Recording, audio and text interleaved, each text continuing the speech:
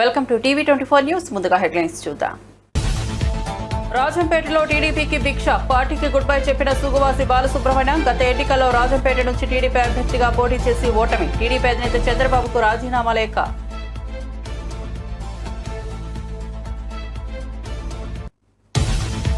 ఏడు రోజుల్లో 1 కోటి మందికి పైగా రేషన్ సరఫరా పంపిణీ చేశామన్న మంత్రి నాదెండ్ల మనోహర్. రాష్ట్ర ప్రజా పంపిణీ చరిత్రలో గొప్ప మైలురాయిగా పేర్కొన్న నాదెండ్ల, వృద్ధులు, దివ్యాంగుల కోసం ప్రత్యేకంగా ఇంటి వద్దకే సరుకులు అందించామని వెల్లడి.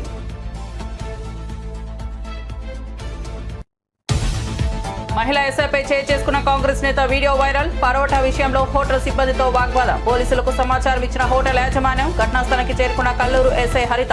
పోలీసులను దూషిస్తూ మహిళా ఎస్ఐతో వాగ్వాదానికి దిగిన రాము అనుచరులు. కూటమి ప్రభుత్వంలో వ్యవస్థలన్నీ నాశనమయ్యాయన్న సజ్జల రామకృష్ణారెడ్డి. ప్రజలను రక్షించేవారే అరాచక శక్తులుగా మారారంటూ ఆరోపణ. తెనాలిలో యువకులపై బహిరంగంగా దాడి చేసిన పోలీసులపై ఎటువంటి చర్యలు తీసుకోలేదని మండిపాటు. తెలంగాణ భవన్లో కాళేశ్వరం ప్రాజెక్టుపై మాజీ మంత్రి power point presentation. Kaleshwaram commission ఎదుట విచారణకు హాజరవుతామని, ఎవరికీ భయపడేది లేదన్న హరీష్ రావు. కేంద్ర రాష్ట్ర ప్రభుత్వాలను చేస్తున్న దుష్ప్రచారాలను తప్పకుండా పటాపంచలు చేస్తామని వ్యాఖ్య. గోవులను చంపిన పాపం ప్రతి ఎంపీకి, సీఎంలకు తాకుతుందన్న రాజాసింగ్. పాపానికి గురి కావద్దంటే వచ్చే పార్లమెంట్ సమావేశాల్లో గోవధను నిషేధించాలని బిల్ తీసుకురావాలని డిమాండ్. గోవధను అడ్డుకోకుండా 2-3 రోజుల నుంచి తమను హౌస్ అరెస్ట్ చేశారని వ్యాఖ్య. के मौके पर يعلموا أيها المسلمون أن يومكم هذا يوم عيدكم وقد قال رسول الله صلى الله عليه وسلم إن لكل قوم عيد وهذا عيدنا. الله أكبر الله أكبر لا إله إلا الله والله أكبر الله أكبر. ما من أيام أحب إلى الله أن يتعبد له فيها من 10 ذي الحجة. सबसे पहले इस ईद के मौके पर हम दुनिया भर में बसने वाले तमाम इंसानों को ईद मुबारक पेश करते हैं और दुआगो रहते हैं। जैसे हम ईद के दिन एक दूसरे के साथ खुशी के साथ, प्यार मोहब्बत के साथ मिलते हैं। बहुत सारी जगहों पर एक दूसरे का मिठाइयाँ तकसीम की जाती है। हम दुआगो रहेंगे, बल्कि अपील भी करेंगे इसी तरीके से हमको सारी ज़िंदगी एक दूसरे के साथ प्यार मोहब्बत के साथ और एक दूसरे के साथ हमदर्दी तकसीम करते हुए हम एक दूसरे के साथ ज़िंदगी गुजारेंगे। రాష్ట్ర వ్యాప్తంగా 7 రోజుల్లో 1 కోటి మందికి పైగా రేషన్ సరుకులు పంపిణీ చేయడం గర్వకారణమని మంత్రి నాదెండ్ల మనోహర్ తెలిపారు. జూన్ 1 నుంచి ప్రారంభమైన పంపిణీలో 1.46 కోట్ల కార్డుదారుల్లో 1.05 కోట్ల మందికి రేషన్, దాదాపు 99 లక్షల మందికి పంచదార అందింది. వృద్ధులు, దివ్యాంగులకు ఇంటి వద్దకే సరుకులు అందజేసినట్లు వెల్లడించారు. వినియోగదారులకు మరింత సౌకర్యంగా మారిన నూతన విధానాన్ని అమలు చేస్తున్నామన్నారు. రేషన్ డీలర్లు సేవా దృక్పథంతో పారదర్శకంగా పనిచేయాలని సూచించారు. గుంటూరులో గాయపడిన వైఎస్ఆర్సీపీ కార్యకర్త లక్ష్మణ్ రావును ఆసుపత్రిలో పార్టీ ప్రధాన కార్యదర్శి సజ్జల రామకృష్ణారెడ్డి పరామర్శించారు. ఆయనతో పాటు పలువురు పార్టీ నాయకులు కూడా ఆసుపత్రికి చేరుకుని లక్ష్మణ్ రావు ఆరోగ్య పరిస్థితిని అడిగి తెలుసుకున్నారు. త్వరగా కోలుకోవాలంటూ సజ్జల ధైర్యం చెప్పారు. పార్టీ కార్యకర్తలపై జరుగుతున్న దాడులను తీవ్రంగా ఖండించిన ఆయన బాధితులకు న్యాయం చేయడానికి పార్టీ పూర్తి అండగా ఉంటుందని హామీ ఇచ్చారు. బాధితుని కుటుంబ సభ్యులను ప్రోత్సహిస్తూ అవసరమైన అన్ని రకాల సహాయాన్ని అందిస్తామని తెలిపారు. అప్పట్లోనే చేశారు. ఒక ఆర్గనైజ్డ్ సిస్టమాటిక్ శాంతి భద్రతలను కాపాడాల్సిన వ్యవస్థ పొలిటికల్ బాసెస్ చెప్పినట్టు దానికి అనుగుణంగా మారితే ఆ తర్వాత అదే చట్టాన్ని చేతిలోకి తీసుకుంటే పరిస్థితి ఎంత ఘోరంగా ఉంటుందంటే ఒక క్రిమినల్ గ్యాంగ్కు యూనిఫామ్ వేసినట్టు ఉంటుంది అని అన్నారు. దాన్ని కోట్ చేస్తూ మళ్ళీ ఎన్హెచ్ఆర్సీ ఈ మధ్య ఒక జడ్జిమెంట్లో చెప్పింది. దానికి 200% ఎక్కువ ఈరోజు ఇక్కడ పరిస్థితి కనపడుతుంది. ఈరోజు మేము ఇక్కడికి వచ్చి చూసిన వ్యక్తి లక్ష్మీనారాయణ అనే వైఎస్ఆర్సీపీ సానుభూతి పరుడు. ఏ పార్టీ సానుభూతి పరుడో, ఏ పార్టీ కార్యకర్త కూడా ఇక్కడ ఇష్యూ కాదు. దీంట్లో క్యాస్ట్ను కూడా తీసుకొచ్చాడు. ఎవడు తెచ్చినోడు పొలిటికల్ లీడరో, ఇంకోడో, లేకపోతే కుల సంఘం నాయకుడో కాదు, ఓ డిఎస్పీ. ఈ సాక్షాత్తు ఈయన వీడియోలో చెప్పిన మాటల్లోనే వస్తుంది. నువ్వు ఫలానా కులం వాడివి కాదా, ఈ పార్టీతో ఎట్టున్నావు. డిఎస్పీకి ఏం పని నాకు అర్థం కావట్లేదు. అసలు డిఎస్పీ పంచాయతీ చేయడం ఏంది? 50 ఏళ్ల క్రితం వినేవాళ్ళం ఇట్లాంటివి. ఎమర్జెన్సీ, ఆ తర్వాత ఎక్స్ట్రీమిజం మొదలయ్యాక, పోలీసులకు ఎక్స్ట్రాడినరీ పవర్స్ ఇచ్చాక, వాటి ముసుగులో వాళ్లే సొంతంగా జడ్జిమెంట్లు ఇవ్వడం, వాళ్ళే పంచాయతీలు చేయడం, వాళ్ళే శిక్షలు వేయడం మొదలయ్యారు. అలాంటిది నుంచి ఊపిరి పీల్చుకుంటూ ఒక 10-15 ఏళ్ళుగా పోలీస్ అంటే ఫ్రెండ్లీ, సిటిజన్ ఫ్రెండ్లీ పోలీస్ అనేది కాన్సెప్ట్ వచ్చి బాగా ముందుకు పోతున్న దశలో జగన్మోహన్ రెడ్డి గారి ఆధ్వర్యంలో దాన్ని పూర్తి 100% ఇంప్లిమెంట్ చేస్తున్న దశలో దాని నుంచి ఒక్కసారి తిప్పి మళ్ళీ 50 ఏళ్ళ వెనక్కు ఒక అప్రకటిత ఎమర్జెన్సీ ఆ సిచ్యువేషన్ ఈరోజు కనపడుతుంది. నీ చేతిలో ఒక పవర్ఫుల్ వెపన్ ఉండి దాన్ని చట్టాన్ని ప్రొటెక్ట్ చేయడానికి, ఇంప్లిమెంట్ చేయడానికి ఉండాల్సిన దాన్ని పొరపాటున కన్నా నువ్వు తిప్పితే ఎంత ఘోరంగా ఉంటుందంటే, ఎందుకు క్వశ్చన్ చేసే ఎవడు ఉంటుంది? క్వశ్చన్ చేయలేము. ఎవడైతే అరాచకం జరిగిన చోట ప్రొటెక్ట్ చేయాల్సిన వాడే తనే అరాచక శక్తి అయితే ఎవరి దగ్గరికి పోతారు? ఇది బలమైన పొలిటికల్ పార్టీ కార్యకర్తలు, నాయకులకి ఈ పరిస్థితి ఉంటే సామాన్యుడి పరిస్థితి ఏంటి? నిన్నటికి నిన్న కాలేజీ, శాతవాహన కాలేజీ అని కొట్టారు రాత్రికి రాత్రి. ఇష్యూ నాకు పెద్ద దాంట్లోకి పోనవసరంలా. ఒక 50-60 ఏళ్ళ నుంచి నడుస్తున్న ఎడ్యుకేషన్ ఇన్స్టిట్యూషన్, అది రాత్రి అర్ధరాత్రి పోయి కొట్టాల్సిన అవసరం లేదు. 10 రోజుల నుంచి నడుస్తుంది. కిడ్నాప్ కూడా అయ్యారన్నారు. పవర్ఫుల్ పొలిటికల్ లీడర్, టీడీపీకి చెందిన నాయకుడు కిడ్నాప్ చేశారు ఎమ్మెల్సీ అని అన్నారు. న్యూస్ వచ్చాయి. గవర్నమెంట్ ఏం చేస్తుంది? మొన్న తెనాలిలో జగన్మోహన్ రెడ్డి గారు కూడా మొన్న వెళ్ళి వచ్చారు. అక్కడ రోడ్డు మీద పెట్టి కొడుతుంటే ఎవరిని బెదిరిస్తున్నారు వాళ్ళు? పోలీసులు. సామాన్య ప్రజలనే కదా. ఎవరికి హెచ్చరిక చేస్తున్నారు? సంఘ విద్రోహక శక్తులు అంటే నువ్వు వాళ్ళతోనే కలిసి వాళ్ళతోనే నువ్వు ఆర్గనైజ్డ్ క్రైమ్ నడిపిస్తున్నావు. నువ్వు వాళ్ళనే రోడ్డు మీద వెళ్ళి కొట్టుతున్నావు. ఎవరిని బెదిరిస్తున్నావు? టీడీపీకి రాజీనామా చేసిన సుగవాసి బాలసుబ్రహ్మణ్యం తన నిర్ణయంపై స్పందించారు. అనుచరులు ప్రజల అభిప్రాయాన్ని పరిగణలోనికి తీసుకుని పార్టీకి రాజీనామా చేసినట్లు తెలిపారు. భవిష్యత్తులో ప్రజాస్వామ్యబద్ధంగా రాజకీయ సేవను కొనసాగిస్తానని స్పష్టం చేశారు.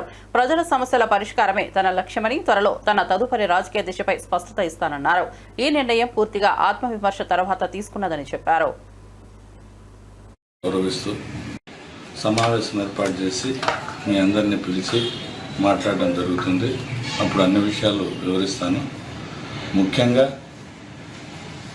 కార్యకర్తలు, ప్రజలు ఇచ్చిన సలహాల మేరకు, సూచనల మేరకు, వాళ్ళ అభిప్రాయాలను గౌరవిస్తూ వారి మనోభావాలకు అనుగుణంగా నడుచుకోవడంలో భాగంగా ఈ నిర్ణయం తీసుకోవడం జరిగింది.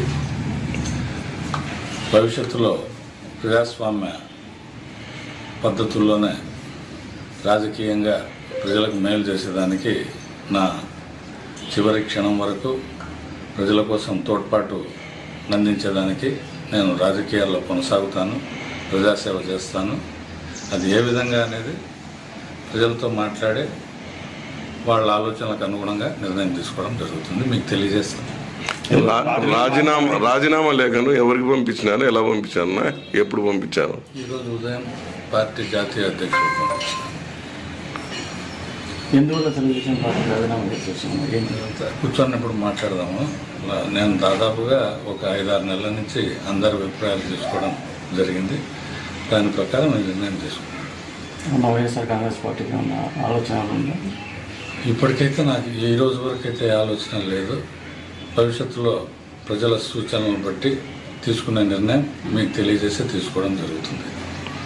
అన్న, మీరు ఇన్ఛార్జ్గా బాగా అక్కడ ప్రోగ్రాంలలో పాల్గొంటూ ఉన్నారు. మీకు పులివెందల ఎమ్మెల్సీ కానీ, రైచోటి మంత్రి కానీ, రాయంపేట చమర్తి కానీ ఇబ్బందులు పెట్టారా? అందుకే ఈ నిర్ణయం తీసుకున్నారా? అవన్నీ తర్వాత కూర్చున్నప్పుడు మీకు చెప్తాను. ఉన్నారన్నా, నేను దాదాపుగా 5-6 నెలల నుంచి పార్టీ కార్యక్రమాలకు దూరంగా ఉన్నాను. నేను ఈ రాజీనామా నిర్ణయం మా తండ్రి జీవించి ఉన్నప్పుడు కూడా వారితో కూడా చర్చించడం జరిగింది. ఈ రాజీనామాకు వారి అనుమతి కూడా ఉన్నట్లే భావించవచ్చు. సమావేశం ఏర్పాటు చేసి మీ అందరినీ పిలిచి మాట్లాడడం. ఖమ్మం కల్లూరులో మహిళా ఎస్ఐ హరితపై దాడికి పాల్పడిన కాంగ్రెస్ నేత రాయల రాము అరెస్ట్ అయ్యారు. మద్యం మత్తులో పరోటా గొడవతో మొదలైన వివాదం పోలీసులపై దాడికి దారితీసింది. హోటల్ సిబ్బంది సమాచారం మేరకు ఘటనా స్థలానికి వచ్చిన ఎస్ఐ హరిత పరిస్థితిని అదుపులోకి తెచ్చేందుకు ప్రయత్నించగా రాము సాక్షాత్తు ఆమె భుజాన్ని తోసి దాడి చేశారు. ఈ దృశ్యాలు వైరల్ అవడంతో పోలీసులు రాముతో పాటు అతని అనుచరులను అదుపులోకి తీసుకున్నారు. మహిళా అధికారిపై దాడికి నిరసనలు వెల్లువెత్తుతున్నాయి.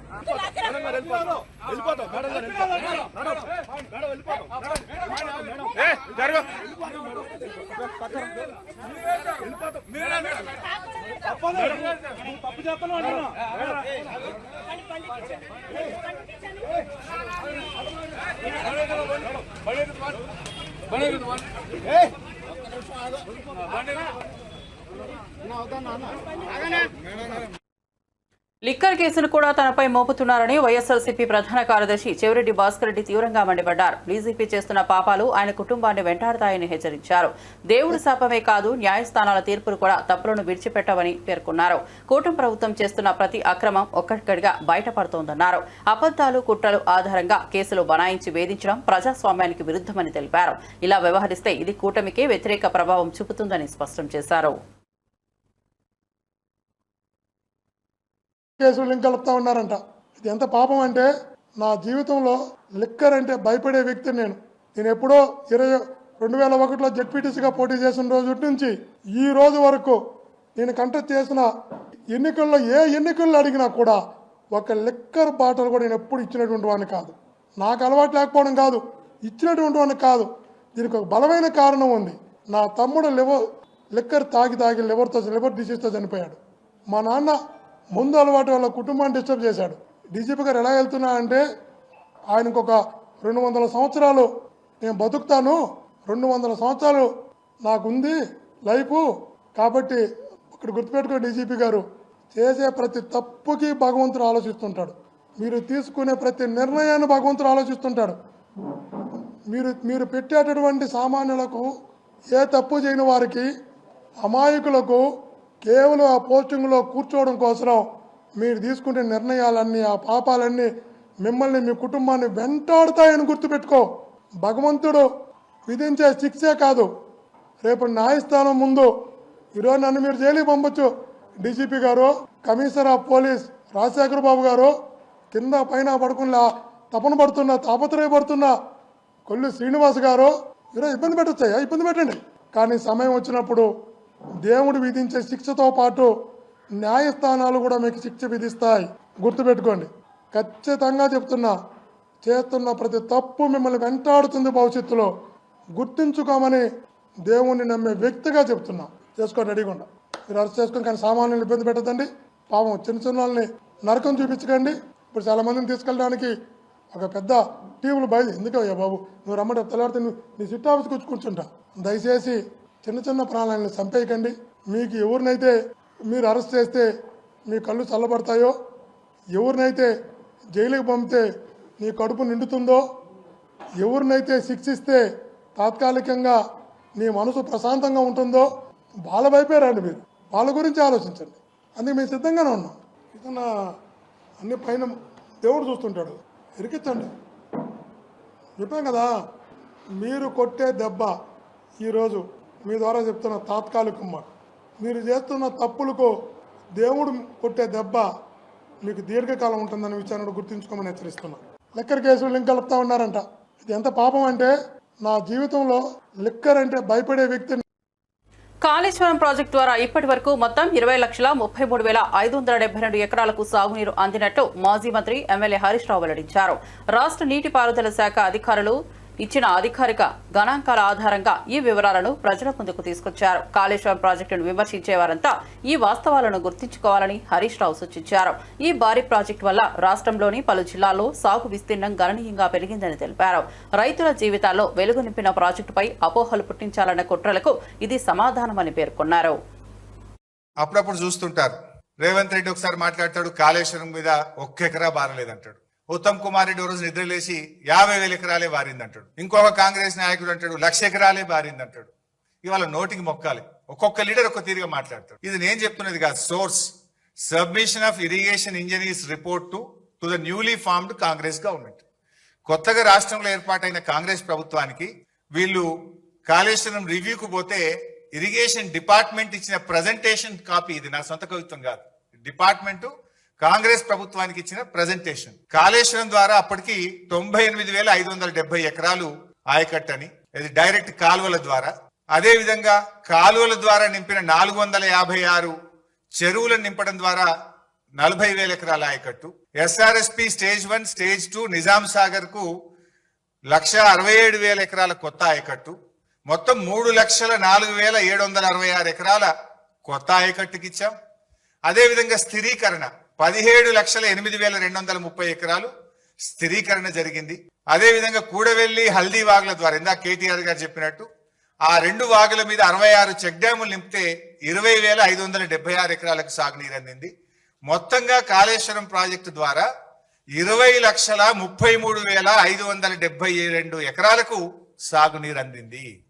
ఇది వాస్తవం. కానీ ఏం మాట్లాడతారు?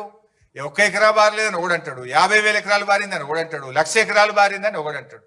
వాస్తవానికి 20,33,572 ఎకరాలకు అప్పటికే సాగునీరు అందించాం. ఒక సంవత్సరం బాగా సివియర్ డ్రాట్ వస్తే ఎస్ఆర్ఎస్పికి కూడా రివర్స్ పంపింగ్ చేసినాం. మిడ్ మానేర్ నుంచి ఎల్ఎండికి నీళ్లు తెచ్చి ఎల్ఎండి ద్వారా ఎస్ఆర్ఎస్పి స్టేజ్ 1 కు స్టేజ్ 2లో తుంగతుర్తి, సూర్యాపేట, కోదాడ దాకా కూడా కాళేశ్వరం నీళ్లు పంపించి పంటలు కాపాడింది కేసీఆర్ గారి ప్రభుత్వం. సో ఇది అంతా కూడా ఇది వాస్తవమైన రిపోర్ట్. ఇది ఇరిగేషన్ డిపార్ట్మెంట్ ఇస్తున్న రిపోర్ట్. కానీ కాంగ్రెస్ నాయకులు ఎకరం బారలే 50,000 వారింది అనేటువంటి ఒక దుష్ప్రచారం చేస్తున్నారు. ఇది వన్ పాయింట్. నెక్స్ట్, మీరు అప్పుడప్పుడు చూస్తుంటారు రేవంత్ రెడ్డి ఒకసారి మాట్లాడతాడు కాళేశ్వరం మీద 1 ఎకరా బారలేదంటాడు. ఉత్తమ్ కుమార్ రెడ్డి రోజు నిద్రలేసి 50,000 ఎకరాలే బారిందంటాడు. ఇంకొక కాంగ్రెస్ నాయకుడు అంటాడు 1,00,000 ఎకరాలే బారిందంటాడు. ఇవాళ నోటికి మొక్కాలి. ఒక్కొక్క లీడర్ ఒక్క తీరుగా మాట్లాడతాడు. ఇది నేను చెప్తున్నది కాదు. Source submission of irrigation engineers report to the newly formed Congress government.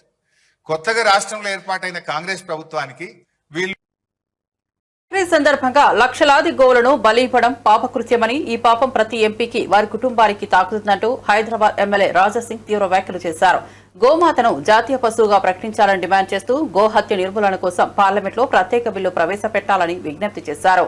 హిందువుల ఆరోగ్య గోమాతను సంరక్షించాల్సిన బాధ్యత ప్రతి భారతీయుడిపై ఉందని పేర్కొన్నారు. రాజకీయ నేతలు ఓట్ల కోసం మౌనం వహించరాదని, ధర్మరక్షణకు ముందుకు రావాలని పిలుపునిచ్చారు. దేశంలోని పౌరులు గో రక్షణ కోసం ఏకతాటిపై ఉండాలన్నారు. ఈ రోజు బక్రీద్ ఉన్నది. బక్రీద్ సందర్భంలో మీరేం కోస్తారో అది మాకు అనవసరం. కానీ కావాలని మా గౌమాత పిల్లల్ని మంచి వ్యవసాయంకి పనికొచ్చే ఎట్లాంటి మంచి ఎద్దులని ఇవాళ మీరు కోస్తారు. అది చాలా పెద్ద నేరం, అది పెద్ద పాపం కూడా. ఆవులని సంపే పాపం, ఎవరు ఆవులని సంపుతారు కదా వాళ్ళకి ఎంత పాపం తలుగుతుంది అంతే పాపం. ఇవాళ యావత్ భారతదేశంలో ఉన్న ప్రతి ఒక్క ఎంపీ పైన కూడా ఆ పాపం తలుగుతుంది. వాళ్ళ కుటుంబ సభ్యులు కూడా తలుగుతుంది. తరాలు ఆ పాపం మీకే ఫాలో చేస్తుంది. ఎవరికైనా మీరు ఫాలో చేస్తారు కదా, ఆ పండితులకి మీరు ఒక్కసారి కనుక్కోండి. ఎందుకంటే గోవధ నిషేధం కావాలి అని పార్లమెంట్లో ఎందుకు బిల్ పెడతలేదు? ఒకవేళ గతంలో కొంతమంది ప్రైవేట్ బిల్ వేసిన సమయంలో ఎందుకు మీరు సపోర్ట్ చేయలేదు? ఒక్కసారి మీరు ఆలోచన చేయండి. ఇవాళ లాక్స్ ఆఫ్ గౌమాత పిల్లల్ని, మంచి ఎద్దులని ఈ బక్రీద్ సందర్భంలో సంపేస్తారు, సంపి తినేస్తారు. ఆ పాపం వాళ్ళకు 100% తలుగుతుంది. కానీ ఇవాళ నోరు మూసుకొని చాలా మంది లీడర్లు ఉన్నారు కదా, చాలా మంది ఎంపీలు ఉన్నారు కదా, ఆ పాపం వాళ్ళు కూడా తలుగుతుంది. ప్రతి ఒక్క రాష్ట్ర ముఖ్యమంత్రులు కూడా ఆ పాపం తలుగుతుంది. ఇది నేను కాదు, శాస్త్రం చెప్పిన మాటలే నేను చెప్తున్నా. అందుకోసం ఇట్లాంటి పాపానికి భాగస్వామ్యం కాకూడదు. అందుకోసం వచ్చే పార్లమెంట్లో గో హత్య నిషేధం పైన, గోమాతని రాష్ట్ర మాత చేయాలి, జాతి పశువుగా ప్రకటించాలి, దాని గురించి ఒక బిల్ మీరు పెట్టాలి. ఆ బిల్కి ప్రతి ఒక్క ఎంపీ సపోర్ట్ చేయాలని నేను ప్రతి ఒక్క పార్లమెంటు సభ్యులకి నేను మరీ రిక్వెస్ట్ చేస్తున్నాను. ఎందుకంటే ఇవాళ చూస్తున్నాం మాకు హౌస్ అరెస్ట్ చేసినారు. దాదాపు 3-4-5 డేస్ నుంచి మేము హౌస్ అరెస్ట్లో ఉన్నాం. కానీ ఇవాళ పోలీస్ సెక్యూరిటీలో మంచి మంచి ఎద్దులని చంపేస్తున్నారు, రోడ్ పైన అమ్ముతున్నారు. ఇవాళ రేపు ఒక్క హిందూ కూడా రోడ్ పైన తిరగలేరు. ప్రతి ఒక్క చెత్త కుండీలో ఎద్దులు తలకాయ కనబడుతుంది, గోమాత పిల్లలు తలకాయ కనబడుతుంది. ఇంత పాపం మన భారతదేశంలో జరుగుతుంది, మన స్టేట్లో జరుగుతుంది. అందుకోసం ఈ పాపంకి ప్రతి ఒక్క వ్యక్తి సభ్యుడవుతారు, ప్రతి ఒక్క వ్యక్తికి ఈ పాపం తెలుగుతుంది. ఏ వ్యక్తి చేపమందు ప్రసాదం పంపిణీకి అన్ని ఏర్పాట్లు పూర్తయ్యాయని ఫిషరీస్ కార్పొరేషన్ చైర్మన్ మెట్టు సాయి కుమార్ తెలిపారు. హైదరాబాద్ లో ప్రతి వేలాదిగా వచ్చే రోగుల కోసం సరిపడా చేపలు, మిశ్రమ పదార్థాలు సిద్ధంగా ఉన్నాయని చెప్పారు. చేపమందు తీసుకునే వారికి అవసరమైన సహాయాన్ని అందించేందుకు అధికారులు, వాలంటీర్లు ప్రత్యేక ఏర్పాట్లు చేశారు. భద్రత, మెడికల్, ట్రాఫిక్ నిర్వహణకు సంబంధించి పగడ్బందీగా చర్యలు తీసుకున్నామని పేర్కొన్నారు. సంప్రదాయంగా సాగుతున్న ఈ కార్యక్రమాన్ని ఆధ్యాత్మిక విశ్వాసంతో నిర్వహిస్తున్నామని చెప్పారు. 1,50,000 కొరమీను చేప పిల్లల్ని అందుబాటులో ఉంచాం. జూన్ 8వ తేదీన ఉదయం 9 గంటలకు నాంపల్లి వద్ద ఉన్న ఎగ్జిబిషన్ గ్రౌండ్లో గౌరవ స్పీకర్ గడ్డం ప్రసాద్ కుమార్ గారి యొక్క చేతుల మీదుగా ఈ కార్యక్రమం ప్రారంభమవుతుంది. మంత్రులు పొన్నం ప్రభాకర్ గారు, శ్రీధర్ బాబు గారు, పిసిసి అధ్యక్షులు మహేష్ కుమార్ గౌడ్ గారు, అదేవిధంగా వివిధ చైర్మన్లు, ఎమ్మెల్యేలు అందరూ ఈ కార్యక్రమం హాజరు కాబోతున్నారు. మా యొక్క ఉద్దేశం ఏంటంటే వచ్చిన ప్రతి వారికి అన్ని సదుపాయాలు ఇచ్చే విధంగా, ఏ కోశాన కూడా సమస్య తలెత్తకుండా తెలంగాణ రాష్ట్ర ప్రభుత్వం అన్ని చర్యలు ఏర్పాటు చేసింది. గతంలో కన్నా జనాభా ఎక్కువ వచ్చే సూచనలు ఉన్నాయి కాబట్టి అటు బీహార్, ఇటు మధ్యప్రదేశ్, మహారాష్ట్ర, రాజస్థాన్, హిమాచల్ ప్రదేశ్, జమ్మూ కాశ్మీర్ నుంచి ఆల్రెడీ వ్యాధిగ్రస్తులు అందరూ వచ్చారు. వారందరికీ సదుపాయాలు ఇచ్చే విధంగా కొన్ని సేవా సంస్థలు కూడా అక్కడ వారి యొక్క సేవా కార్యక్రమం చేపడుతూ ఉన్నారు. జూన్ 8, జూన్ 9 తేదీల్లో ఈ రెండు రోజుల్లో ఉపాధం వ్యాధిగ్రస్తులకు బత్తిని సోదరుల యొక్క కుటుంబ సభ్యుల యొక్క నేతృత్వంలో 1,50,000 పైసలకు చేప పిల్లలతో ఎంతమందికి వచ్చినా వారందరికీ కూడా ఇచ్చే విధంగా చేప మందు ప్రసాదాన్ని సిద్ధం చేస్తా ఉన్నాం. కాబట్టి ఎవరేం తొందరపడకుండా తగు సమయంలో వచ్చి మేము టోకన్ సిస్టమ్ ఇస్తున్నాము. ఆ టోకన్ సిస్టంలో మీకు టైమింగ్ కూడా అందులో మెన్షన్ చేసి ఉంటుంది. మేము ఇచ్చే టోకన్లో మీరు ఏ సమయం రావాలో ఆ సమయాన్ని కూడా అందులో మెన్షన్ చేశాము. ఆ సమయంలో వచ్చి మీరు ఫిషరీస్ డిపార్ట్మెంట్ ద్వారా 1,50,000 కొరమీను చేప పిల్లల్ని అందుబాటులో ఉంచాం.